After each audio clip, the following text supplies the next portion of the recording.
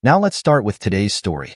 I'm Mark, 27 years old, and my soon-to-be ex-wife is Cindy, 25. We've been married for a little over 5 years and have a 4.5-year-old son, Tim. Everything seemed to be going well with our family until I had a rude awakening. I make $30 an hour at my job, while Cindy makes $17 an hour. We lived comfortably in a nice apartment with 2 newer cars. I've worked at my company since graduating high school, and Cindy started working again 7 months ago after Tim began preschool. She initially worked 20 hours a week, but increased her hours to 30 a few weeks before everything went downhill. I'm the youngest of 4 siblings, and my parents, now retired, watch Tim when Cindy and I are both working. On those days, they take him to and from preschool, and Cindy picks him up from their house after her shift. It's a great setup, as Tim loves his grandparents in preschool, so there's never been any separation anxiety. Now, let me explain how I discovered Cindy was cheating on me. Cindy became close friends with a woman at work, Nancy. She's 31, has been married and divorced twice, and has 1 child who lives with her first husband full-time. Nancy lives with a guy she has an open relationship with, and they swing with other couples or hook up individually. It's all very unsettling to me. Cindy explained that Nancy helped train new hires at the company and had been helpful to her, which is how they became close friends. Although Cindy said she didn't approve of Nancy's lifestyle, she appreciated her work friendship. I didn't have an issue with Cindy being friends with Nancy at work, since they didn't socialize outside of work. That all changed one Saturday morning when Nancy dropped by to talk to Cindy. She was in the area shopping and stopped by to give Cindy something. Cindy had mentioned this kind of visit before, and while I didn't like Nancy, I didn't mind her coming over since it was always brief and casual.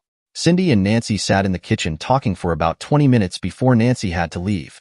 Cindy walked her out, and Tim and I stayed in the living room watching cartoons. While they were outside, Cindy left her phone on the end table. It started pinging with texts. At first, I ignored it, but when the third text came through, I felt a strange urge to check. Cindy and I both knew each other's passwords and often shared our devices, so it wasn't unusual for me to grab her phone. When I opened it, the texts were all from Nancy, but they seemed coded. I thought that was odd because I could see Nancy standing outside talking to Cindy. The texts were from 2 different numbers, and I immediately knew something wasn't right. I saw Cindy walking back to the apartment, so I quickly wrote down both numbers to investigate further later. I planned to ask Cindy about it when she came inside, but decided to wait and do more digging on my own. Cindy came in and joined Tim and me to watch TV, and about 15 minutes later, she got another text. She picked up her phone, looked at it, and told me it was from Nancy, saying to tell me it was nice seeing Tim and me again. I asked her to tell Nancy the same, and she started typing a reply. After sending the message, I watched Cindy scroll through the other missed texts. As she was doing this, she smiled widely, then typed out a quick reply, still smiling. She leaned forward, put her phone down, and looked at it with a dreamy expression, as if recalling pleasant memories. When she noticed me staring, she came over, kissed me, and sat between Tim and me. The rest of the weekend went smoothly, but those texts from Nancy stayed on my mind. Sunday night, while Cindy was cleaning up after dinner, I grabbed her phone to snoop more. I saw she had replied 29YY to Nancy yesterday. I then went back and saw that all the texts between them followed a similar pattern. 2-digit numbers followed by either YY or YN. I didn't know what this meant, but I knew something suspicious was going on. I needed to find out who Nancy 2 was. On Monday morning, I used a desk phone at work to call the number. Calls from office phones appear as either unknown or private on caller ID, so I could stay anonymous. When the voicemail picked up, I heard a man's voice. He introduced himself as Trevor, and that's when it hit me. This Trevor was a coworker of Cindy's I had met at the company picnic, but Cindy had never mentioned him before. I knew right away that Cindy was cheating on me with this guy, and the cryptic messages were their way of making plans.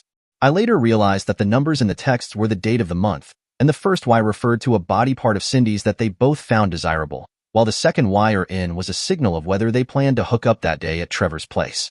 For example, the 29YY text from Trevor to Cindy on Saturday meant they were clear to meet up after work on the 29th.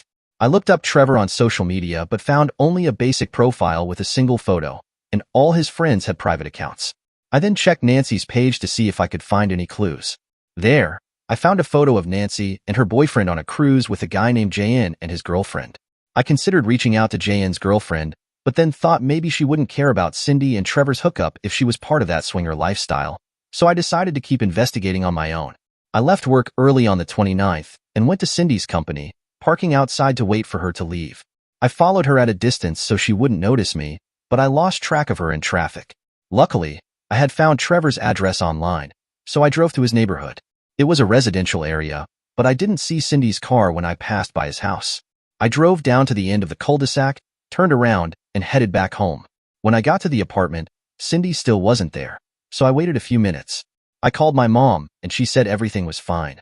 My dad had taken Tim fishing and they'd be back soon, in time for Cindy to pick him up. We talked a little more about some basic things before I hung up. For some reason, though, I felt a strong urge to go back to that house. I drove back over there, but once again, I didn't see anything. I turned around in the cul-de-sac, and as I headed back up the street toward the house, I saw Cindy's car backing out of the driveway with the garage door closing behind her. I quickly pulled over so she wouldn't spot me and watched as she drove off up the street. Even though I was far enough away, I could clearly see it was her. At that moment, anger surged through me, and I felt like doing something reckless. Somehow, though, I managed to keep it together. I headed home and arrived before Cindy and Tim. When she came in, she seemed surprised to see me, and I told her I got off work early to spend some time with the family. I watched her closely, looking for any signs that she was acting differently, but she didn't. She kissed me, and I noticed she smelled freshly showered. I didn't want to kiss her, but I knew if I refused, she'd suspect something. She was cheerful as she prepared dinner, and I spent time with Tim in the family room. When dinner was ready, she called us to the table and said grace, thanking God for the food, her husband, and her son. During the meal, I could hear her phone pinging in the background. Later that evening, after Tim went to bed, she tried to initiate intimacy. I gently rebuffed her advances in a way that wasn't too obvious, so she wouldn't get suspicious. We went to bed a little earlier that night, and after she fell asleep, I checked her phone. I had heard her message indicator go off earlier, and sure enough, there was another message from Nancy too. It had a thumbs up symbol followed by 31YY, which meant they planned to hook up again on the 31st. This time, though, I had a plan. I decided I was going to confront them and catch them in the act. The next day, I went to work as usual. Before heading home that evening, I stopped by my parents' house and told them everything. They were upset and in disbelief. I let them know I was going to confront Cindy and her lover the next day, and I wanted them to be prepared for whatever happened. Mom told me to be careful and suggested I take Dad with me to make sure I didn't do something I'd regret. Dad quickly agreed and asked if I was okay with that. On D-Day, I left work early again and went to pick up Dad. We went to Cindy's company, waited for her to leave, and followed her car from a distance. Once again, she drove straight to Luke's house, went into the garage, and the door shut behind her. Dad and I were disgusted, and I could feel my anger rising. I remember my dad's hand shaking when he saw it. We parked down the street and waited for 10 minutes before walking up to the front door. The house had a video doorbell, so I rang it repeatedly while knocking hard on the screen door. I looked right into the camera and said, "Trevor, I know you're in there with my wife, and I know what you're doing. Open the door now." There was no answer. My dad then said, "Give me your keys." I asked him why, and he said he was going to move the car and park it in front of the driveway. He then looked into the camera and said, "If they don't answer, we'll just wait here and smoke them out until they have no choice." After Dad moved the car, we sat on the hood and waited. During that time, I called Cindy and sent her texts, but she didn't respond. After about 20 minutes, I called Cindy's parents and told them what was going on. They came over and joined us. About 10 minutes later, a woman drove up, looking puzzled, and started pointing toward the driveway. I recognized her from the online picture with Nancy and the others from the Cheaters cult, so it was likely Trevor's girlfriend, Linda. I walked over to her car, and she cautiously rolled down the window. I explained who I was and what was going on, and she immediately started tearing up, visibly shaken. She opened the garage door, revealing my wife's car parked next to her boyfriend's Camry. Seeing this, Linda became hysterical, pounding on the steering wheel and repeatedly shouting "Goddamn it" while tears streamed down her face. She parked her car on the street, stormed up to the front door, and unlocked it. When she opened it, there stood Trevor and Cindy, fully clothed, looking at us with innocent expressions as if they didn't understand what was happening. Trevor spoke first, saying, "Hi babe, I was just talking to Cindy about work." But before he could finish, Linda lunged at him, striking him repeatedly and ripping off his glasses. She screamed at him to get out, her actions so sudden and unexpected that Dad and I didn't have time to react. Trevor didn't try to defend himself. He just stood there, accepting the blows, fists to slaps, without fighting back. Eventually, he ran to his car, covering his face with his arms, jumped in, and locked the doors. Linda, seething with rage, grabbed a metal garden rake and started swinging it at Trevor's car. She shattered the driver's side mirror, damaged the windshield wiper, and left dents and scratches on the door. It took me a few minutes to calm her down, but she was still furious. Meanwhile, Cindy was standing on the front lawn, crying with her parents, who were clearly in shock. I turned to my wife and told her not to try explaining herself. I already knew everything. I told her not to even think about coming home because we were done. She began crying and tried to hug her mother, but her mother pushed her away, telling her to go. Cindy became frantic, running to her car, still hysterical. I turned to her parents, whose faces were filled with shame and anger, and told them that I would be keeping Tim and that Cindy was not allowed back at my house. I told them they were welcome to visit anytime, but for now, Cindy was banned until we figured things out through the court. After that, Dad and I left, with him driving since I was too upset to focus. We went back to my parents' house, where I told my mom what had happened.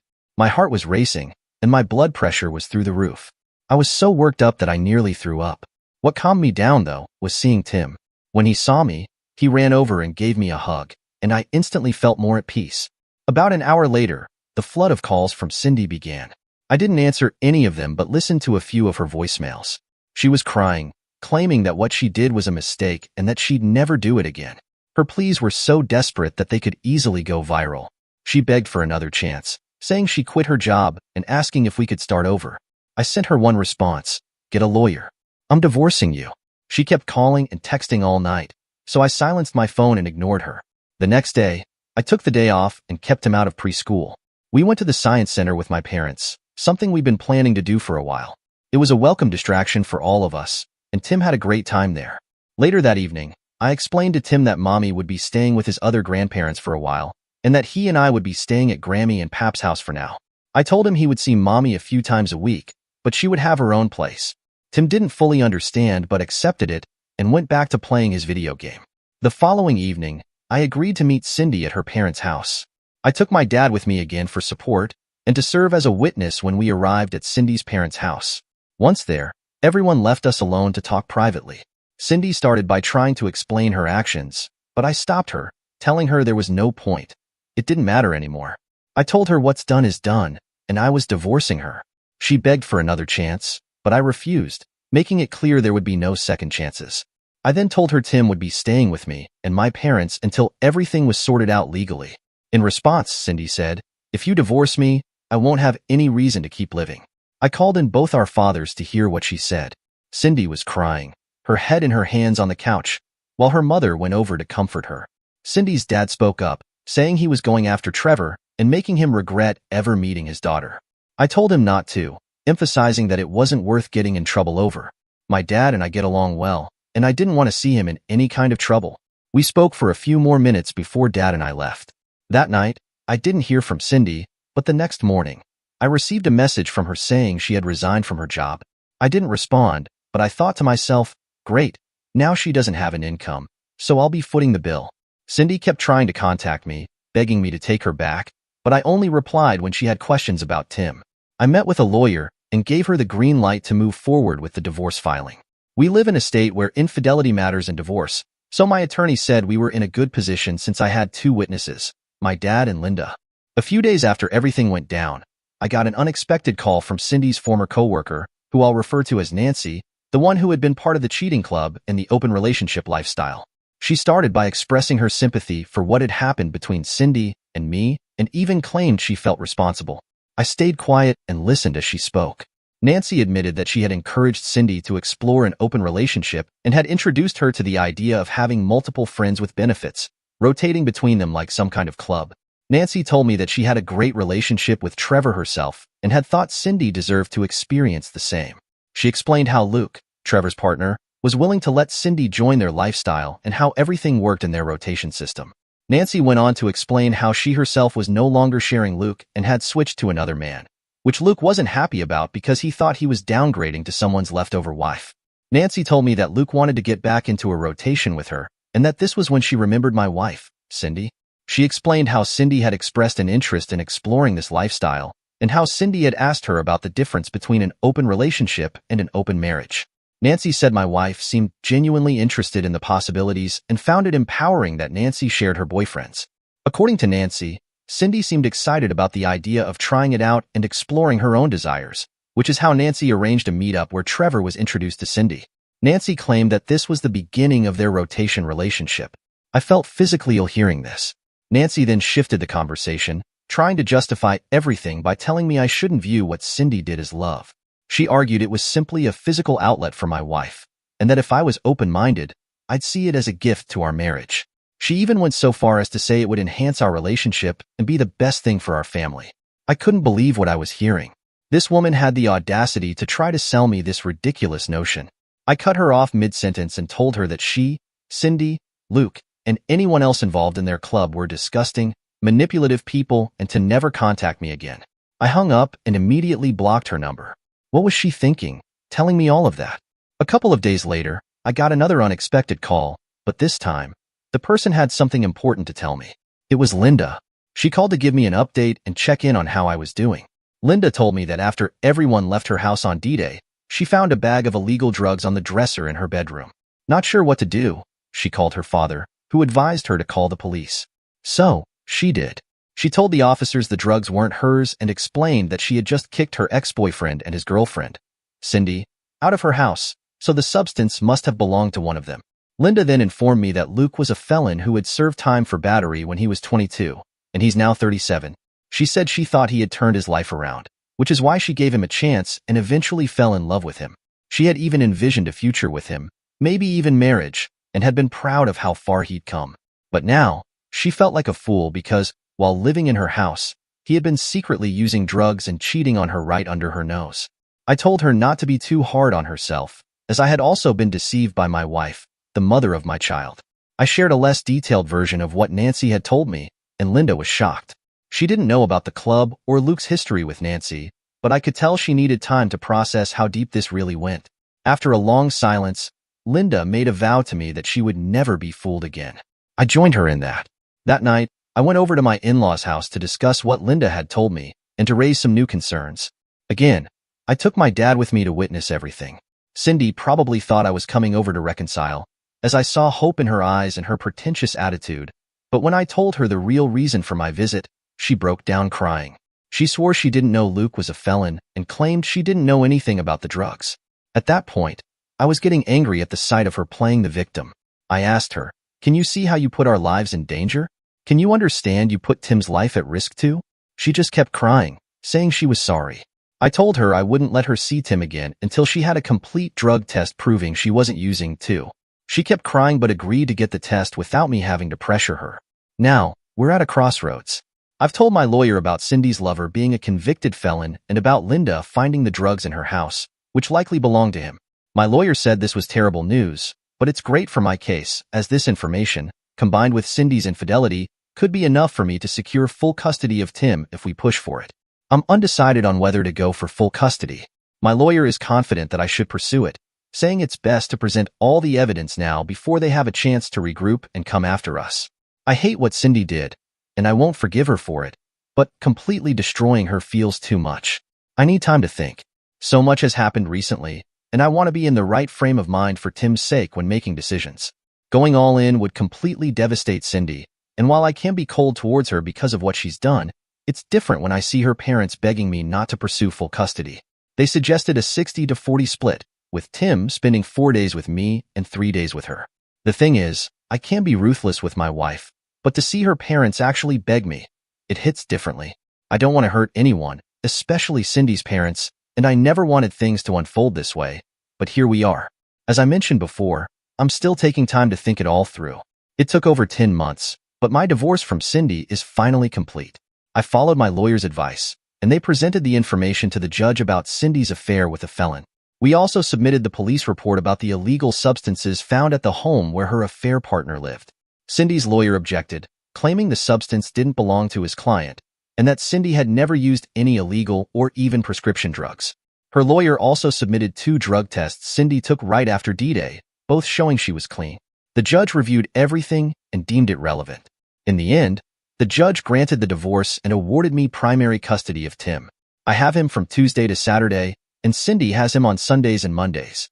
Tim and I have moved into a new apartment, just 5 minutes away from my parents' house, so everything's been good there. Cindy is still living with her parents and started a new clerical job at the church her family attends.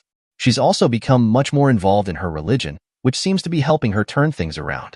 In addition to her clerical work, she teaches Sunday school and vacation Bible school. Tim enjoys going to church with Cindy and her family, and he looks forward to his Sunday school class for kindergarten-aged kids. Given that Cindy's new job pays less than her previous one and the cost of living is rising, she'll likely need to keep living with her parents unless she finds a roommate. I'm actually okay with her continuing to live with my ex-in-laws since I feel better about Tim being with them when Cindy has him. One more thing. The judge didn't require me to pay alimony due to Cindy's infidelity, and there's no child support since Tim is in my care most of the week. Overall, things are going well for us now, although I still wish this never happened. I do miss the old version of my ex-wife occasionally. Cindy has finally accepted that we're not getting back together, even though I know she still wants that. Her parents tell me that she constantly talks about it and still has plans for us, but thankfully, she no longer brings this up during our handoffs. I haven't started dating again, and I don't plan to anytime soon. I'm focusing on Tim, my work, and saving up for a down payment on a house in the near future. Before I sign off, I want to address a couple of things about Trevor and Linda. First, Linda and I haven't gotten together, and we don't plan to. We're just not each other's type, but I really appreciate everything she's done. She was crucial in providing the evidence about Luke's affair with Cindy, linking the illegal substances found at her home, and even reporting it to Luke's employer. Luke was fired a few days later, and while Linda doesn't know the exact reason, she suspects it was because of a random drug test. Linda also told me recently that Nancy is no longer working at the company. She doesn't know why, but jokingly mentioned it could be because of Nancy's reputation for sleeping with all her coworkers while recruiting for her cult of cheaters. I wouldn't doubt that. It's been a while now, but I can finally say I'm in a place of peace. The divorce from Cindy is behind me, and I have full custody of Tim. There were days when I wondered if I'd ever make it through the storm, but now I look at my son and feel nothing but gratitude for how far we've come. Our new apartment is cozy, and it's just the two of us, making memories every day. I've learned to cherish the little moments, cooking dinner together, watching a movie on a lazy Sunday, or even just having a quiet conversation before bed. It's a kind of happiness I hadn't known I needed. My work's been going well, too. After all the turmoil, I finally got promoted, which helped ease the financial strain. It's funny how something so simple as a job can bring a sense of stability, but it does. My life feels like it's slowly falling into place. I've also started spending more time with friends and family again. I forgot how good it feels to have people around who genuinely care about me. They've been my rock, and I can't thank them enough for sticking by me through all of it. Then there's Sarah. I never thought I'd be ready for something new, but meeting her felt like a breath of fresh air. We hit it off immediately. She's a teacher, with the kindest heart and the best sense of humor. I swear, Tim's eyes light up whenever she's around, and that means everything to me. She's been a huge support, and I can honestly say I haven't been this happy in a long time. Life isn't perfect. There are still days when I miss the old version of my life, but Tim and I are doing well. We've built a new routine, a new rhythm, and it's one that makes me proud. I can't say I've forgotten the pain, but I've learned from it.